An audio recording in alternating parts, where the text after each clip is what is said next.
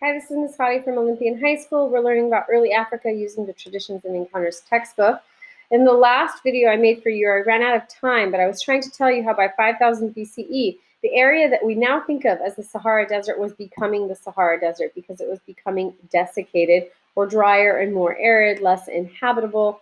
And so people are going to start to move. And there are a couple of places that they move to. I'm going to use the map of Africa to show you that.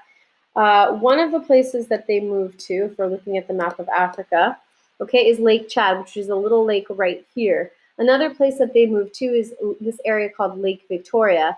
And then another place they moved to is the Nile River Valley. So starting with Lake Victoria, there's a river called the Nile River, which is over 4,000 miles long, that flows north. And it goes from Lake Victoria down here all the way up north into the modern state of Egypt.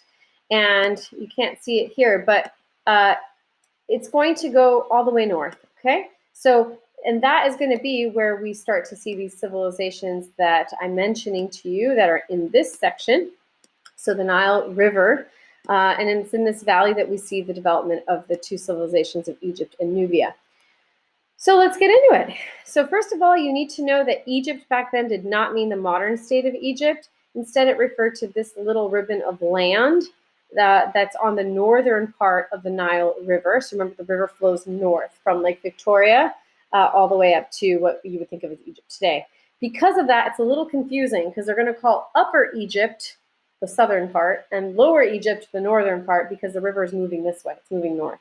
Okay, so this is considered Egypt, and below it to the south is Nubia, a land called Nubia. And you can see there's a lot more waterfalls or cataracts in Nubia. The floodplains here are also less, which means you're going to have less land that is fertile when the river floods. So because of this larger floodplain, Egypt is going to become a much more prosperous land than Nubia to the south.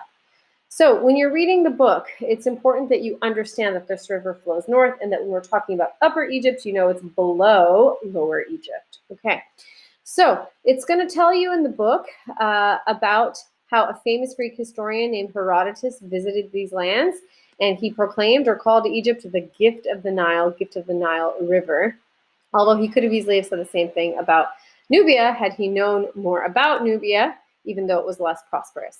Now, agriculture is going to come to the Nile River Valley even before the Sahara Desert becomes the desert.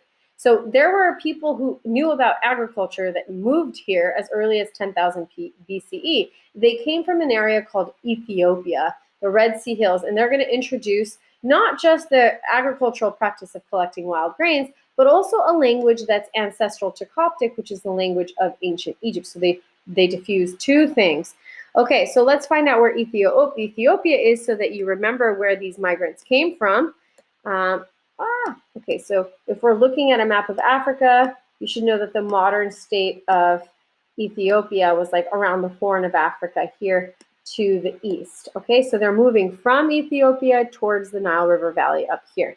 So that's one group of migrants that brought agriculture. The other group of migrants we've learned about before are from the Sudanic region, which is here, not to be confused with the modern country of Sudan. No, right here. Okay, so make sure you know that.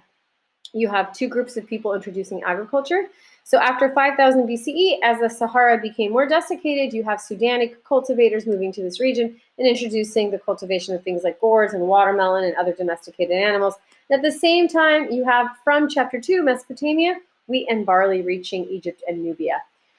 So both Egypt and Nubia depended on the waters of the Nile River.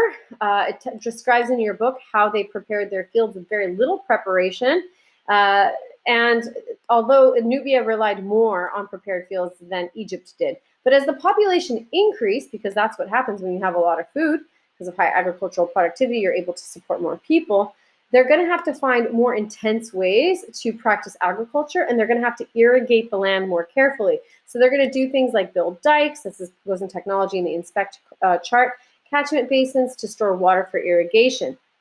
And we'll see some effects. So just like in chapter 2, Mesopotamia, having a large human population brought about a need for more political organization.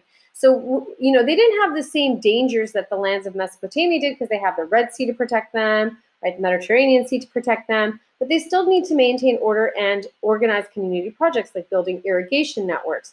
So we'll start to see them recognize more formal official authorities, and we see a lot more agricultural villages along the Nile River Valley,